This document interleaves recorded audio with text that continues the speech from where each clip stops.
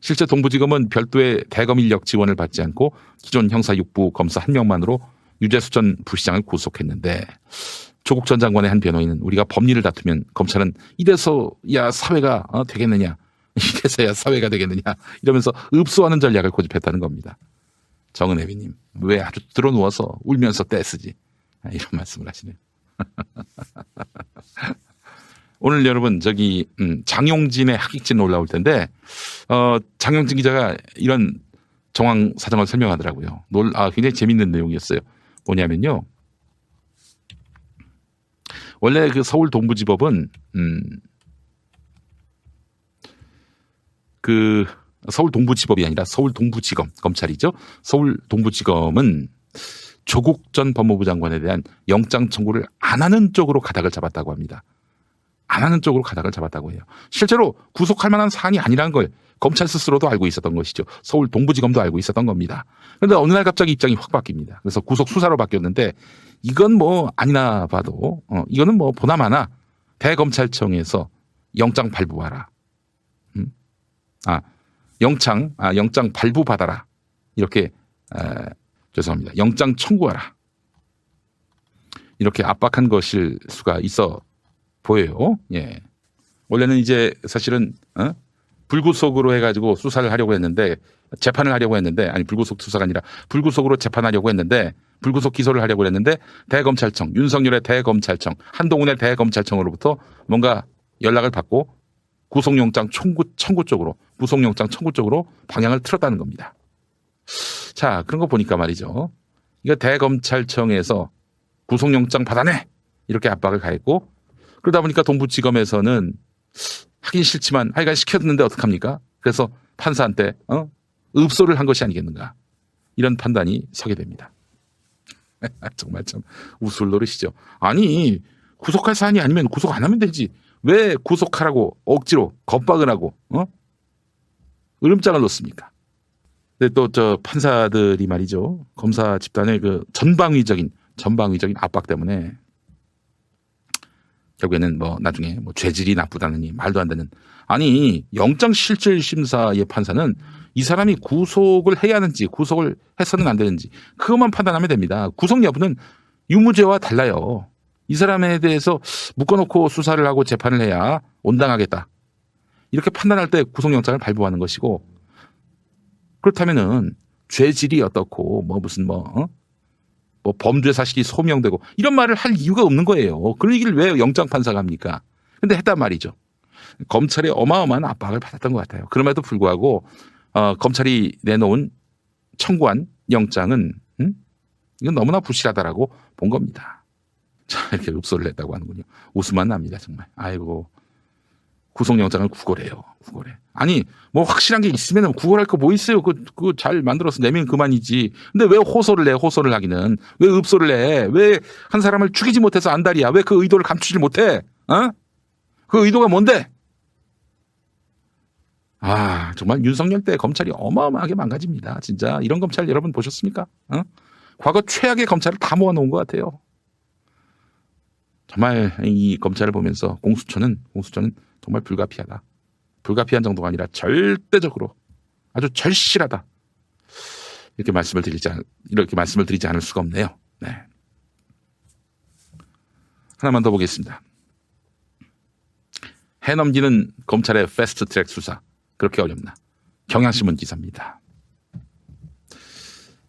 국회 패스트트랙 충돌 사건 수사가 시작된 지 8개월이 다 됐는데 패스트트랙 충돌로 고소 고발된 자유한국당 의원 중에 나경원 원내대표 등 3명만 검찰에 출석했을 뿐 나머지 57명은 여전히 소환에 불응하고 있다는 겁니다. 네. 다른 사건엔 엄정한 수사와 법 집행을 외치는 의원들이 자신들의 문제에는 법치를 유린하고 있어요. 아니 나와서 조사받으라고 하면 나가서 조사받아야지. 조사를 안 받고 있어요. 황교안 나경원의 개 오버 때문입니다. 일반 시민이 만약에 그랬다면, 만약에 조국 전 장관이 소환에 불응했다면 당장 체포하라고 경을 쳤을 겁니다. 이런 오만과 이율배반이 없다는 것이 경향신문 사설의 주요 내용입니다. 마음만 먹으면 이 사건 수사는 아주 단순하다. 국회 의안과를 점거해서 팩스로 제출된 법안을 빼앗고 회의 진행을 막고 다른 당 의원실을 다른 당 의원을 의원실에 감금하는 범죄 사실은 온 국민이 실시간으로 지켜보았다. 그동안 경찰과 검찰은 국회 CCTV와 방송사 취재 영상 등 다량의 증거도 확보한 상태다. 국회 선진화법 위반은 유죄가 확정되면 최대 5년 동안 피선거권이 박탈되는 중한보험죄다. 이러고도 소환에 불응한다면 이미 체포영장이 발부됐을 사안이다. 한국당 의원들은 엊그제 선거법 개정안 처리 과정에서 국회의장석 주변을 몸으로 겹겹이 막고 방어과 직원들과 거친 몸싸움을 벌였다. 아무리 국회를 폭력으로 짓밟고 의회주의를 유린해도 처벌은커녕 제대로 수사를 받지 않으니 마음 놓고 같은 행위를 되풀이하는 것 아니겠는가. 한간에는 고위공직자범죄수사처 신설 등 이런 검찰 개혁 입법에 반대하는 검찰이 한국당 의원들을 비호하며 검찰 개혁 저지의 한 통속이라는 소문이 바다다. 사실이죠. 뭐 이렇게 패스트트랙 수사, 확실한 물증을 갖고 있음에도 불구하고 수사는 안 하고, 확실한 물증이 없음에도 불구하고 오로지 심증만 있는데도 불구하고 한 사람을 죄인으로 모는, 조국 한 사람을 죄인으로 모는 이런 검찰의 행태 보십시오. 어떻게 이해가 되겠어요? 이해되는 건 한 가지예요. 정치적 의도. 그거 말고는 없는 겁니다. 안 그렇습니까, 여러분? 해넘기는 검찰의 패스트트랙 수사 어렵지 않습니다. 그럼에도 불구하고 안 했어요. 조국 처벌 어렵습니다. 그럼에도 불구하고 하고 있어요. 이게 뭐겠어요? 검찰이 정치적 의도를 갖고 있다. 이렇게 볼 수밖에 없는 거 아닙니까? 정말 참 전광훈 같은 경우 지금 몇 달을 기다렸습니까? 이제 뭐 영장실질심사를 코앞에 두고 있는데 혹시나 검찰이 엉성하게 엉망으로 구속영장 청구서를 내가지고 기각받게 만드는 것은 아닌지 저희가 또 면밀히 결국 환송 인사도 대통령과의 짧은 티타임 요청도 이루어지지 않았고 김 시장은 문 대통령이 축사하던 단상 뒤쪽에 서 있다 현장을 쓸쓸히 떠났다는 겁니다. 그럼 문 대통령은 여기서 어떤 축사를 했을까요? 대통령은 축사에서 노무현 정부는 많은 반대에도 울산 시민의 여망을 받아들여 울산과학기술대를 설립했고 제가 민주당 대표를 할 때 울산과기대를 과기원으로 승격시킬 수 있었다. 이렇게 상당히 특정 정파에 유리한 정치적인 발언을 쏟아내기도 했습니다. 그리고 이후에 일부 지역 언론에서는 이를 놓고 송철호 힘 실어주기?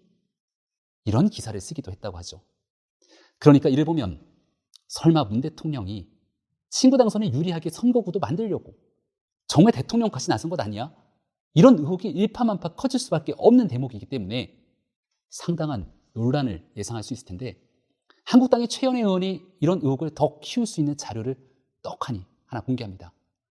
유니스트로부터 받은 자료 등이라고 얘기를 하는데 여기에 따르면 유니스트는 학위 수여식인 2월 12일 이 학위 수여식이 열리기 2주 전인 1월 30일 과기부로부터 문 대통령이 학위 수여식에 참석할 수 있다는 연락을 받았다고 합니다. 그리고 이후 2차례 청와대 과기부 관계자와 대통령이 의전과 행사 동선 등의 일정을 논의했다고 하는데요. 대통령의 갑작스러운 방문 때문에 유니스트는 당초 편성한 6,912만 원의 학위 수여식 예산을 1억 3,205만 원으로 2배가량 증액하기 이릅니다. 그리고 대통령이 방문한 이날을 보면 이게 참 공교로운데 평창 동계올림픽 개막 4일차입니다.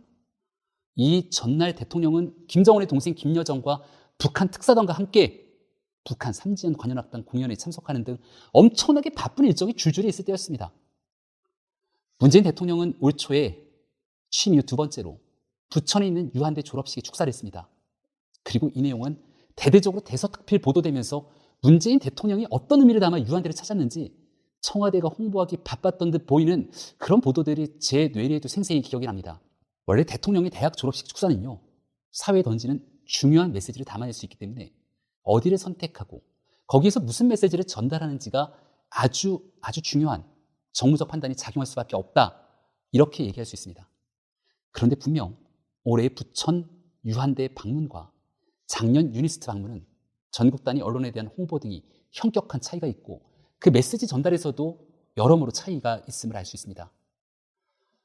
대통령이 취임하고 처음 갖는 졸업식 축사를 굳이 자신의 친구 송철호가 선거를 위해 뛰고 있는 울산으로 왜 대통령이 가야 했는지, 메시지를 만들고 쇼를 좋아하던 문재인 정부에서 탁현민 행정관이 있던 그 해에 왜 유니스트 방문은 대대적인 쇼를 만들진 않았던지, 그리고 대통령의 친구 그 송철호 후보의 경쟁자 김기현 울산시장은 왜 축사나 시상을 자제해달라는 말을 듣도록 청와대가 모종의 실력을 행사했다는 얘기가 들리는지, 이런 여러 의혹이 꼬리에 꼬리를 물 수밖에 없습니다. 울산의 선거에 청와대가 개입했다는 의혹이 있는 사건에서 대통령의 석연치 않은 울산 방문이 의혹을 더 증폭시키고 있는데요. 결국 대통령을 친구로 둔 송철호 시장에게 친구 찬스를 쓸 기회를 주기 위해 울산에 방문했다는